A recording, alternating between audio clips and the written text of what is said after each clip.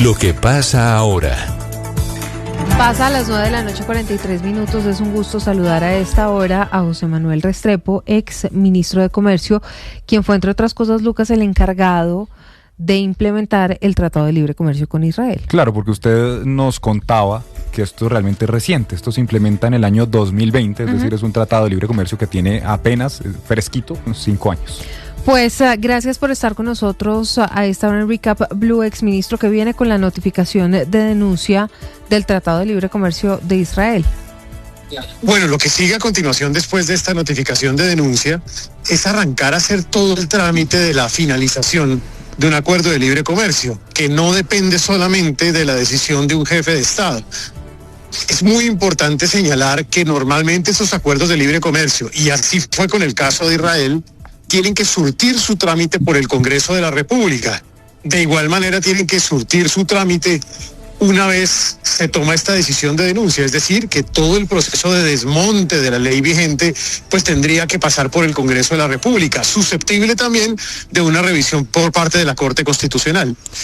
En esto aplica la teoría jurídica de todo lo que se deshace, se hace como se hizo, es decir, deshacer un acuerdo supone el mismo procedimiento que se utilizó cuando se hizo el acuerdo. Doctor Restrepo, hemos analizado y hablado aquí de qué pasos hay que seguir, porque este Tratado de Libre Comercio se ratifica antes de entrar en vigencia por los congresos de ambos países.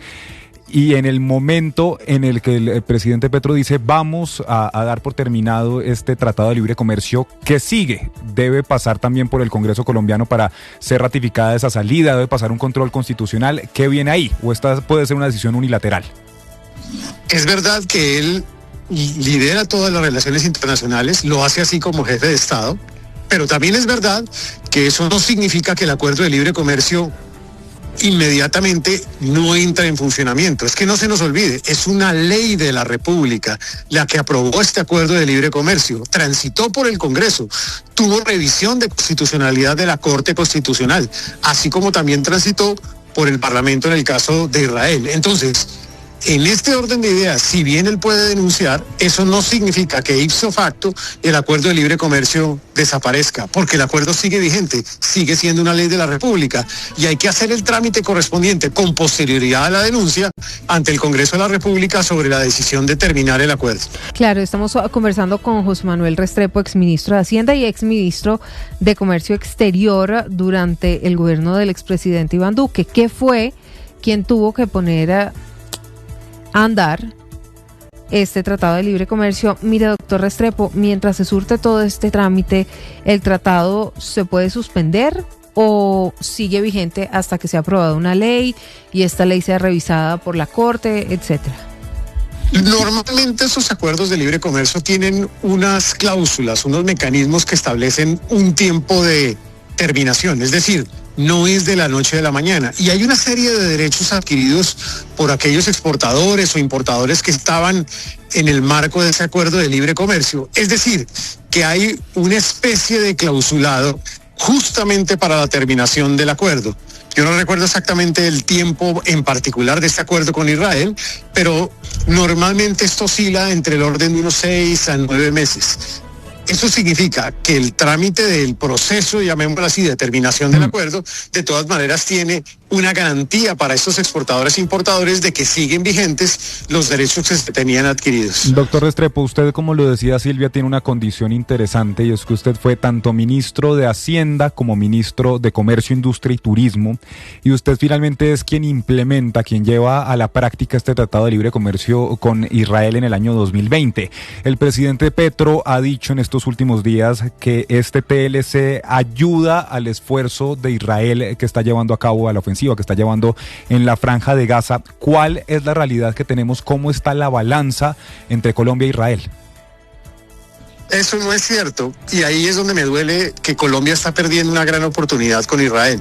Mire, el acuerdo de libre comercio con Israel es tan bueno que es superavitario, incluso es una economía totalmente complementaria con Colombia, en el sentido de que necesita muchos de los productos colombianos, a tal punto que este es un acuerdo que muy rápidamente iba a llegar al $1 millón de exportaciones.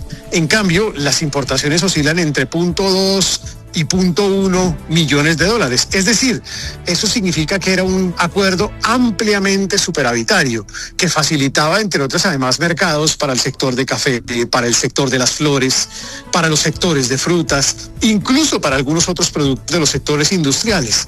Esto para no hablar de que Colombia se veía beneficiada por una serie de apoyos en materia de seguridad que son muy importantes, sobre todo de dotación de algunos productos que se utilizan en Colombia en materia de seguridad, que de otra manera no van a poder ser dotados, lo que significa un deterioro en las capacidades de la fuerza pública.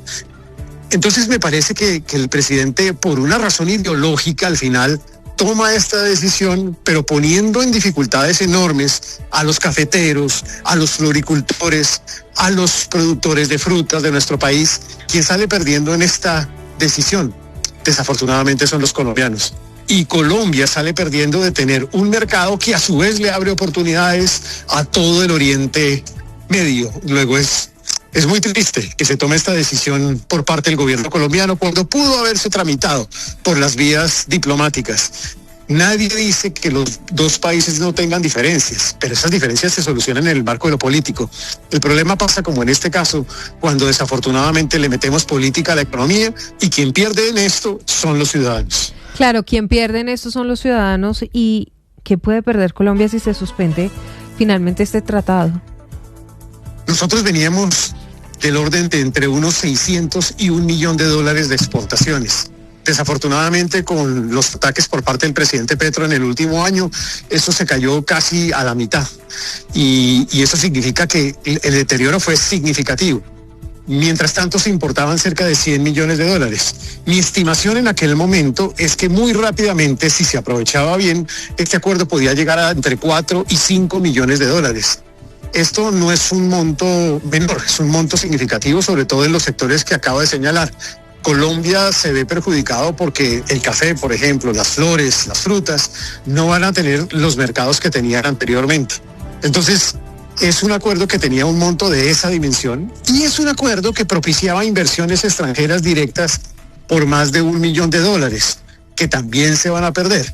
Aparte, naturalmente, de lo que estamos perdiendo en un respaldo por parte de Israel en temas relacionados con innovación, con emprendimiento, sobre todo emprendimiento de base digital, asuntos en donde hoy Colombia tiene una fortaleza y que desafortunadamente se pierden.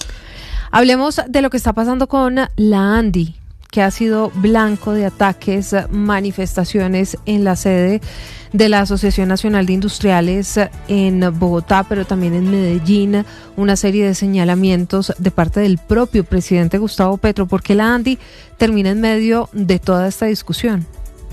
Eso no lo entiende absolutamente nadie. La ANDI es un gremio de empresarios, es un gremio de empresarios que funciona en derecho, que cumple con las normativas.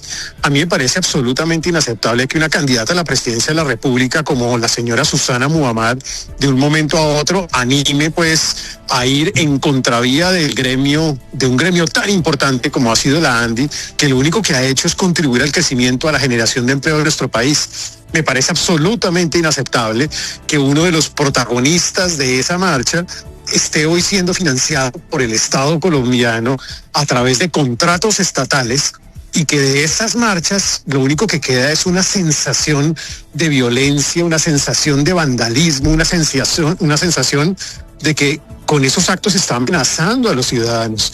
Entonces, todo lo que queda al final de este camino es como intentar buscar una forma a través de la cual se buscan culpables, un poco con el objeto de victimizarse, si se quiere, o de alguna manera de generar un debate nacional en donde aquí se mal utiliza a un gremio tan importante como ha sido la ANDI, que, repito, nada tiene que ver con el genocidio en Gaza, absolutamente nada tiene que ver. Allí lo que hay son empresarios que le han ayudado a Colombia, insisto, a través del desarrollo productivo. Doctor Restrepo, van ya varios meses de este tira y afloje, tanto diplomático como comercial. Se rompieron las relaciones diplomáticas, se prohibió la exportación de carbón a Israel. ¿Qué viene ahora? ¿Va a ser un desmonte total del TLC o en esto podría empezar algún tipo de renegociación de algunas cláusulas? Voy a pensar con optimismo. Yo lo que creo es que estos procesos diplomáticos son largos, y yo espero firmemente que Colombia reaccione y el 8 de agosto del 2026 nombre un presidente de la República que que reabra de nuevo las negociaciones comerciales con Israel, independientemente del rechazo político que pueda tener por actuaciones políticas del gobierno de Israel. Pero hay que meterle pragmatismo a esta historia. Hay que superar la ideología, y el pragmatismo significa no podemos perder miles de empleos que se generan por esta relación comercial, por esta relación de inversión.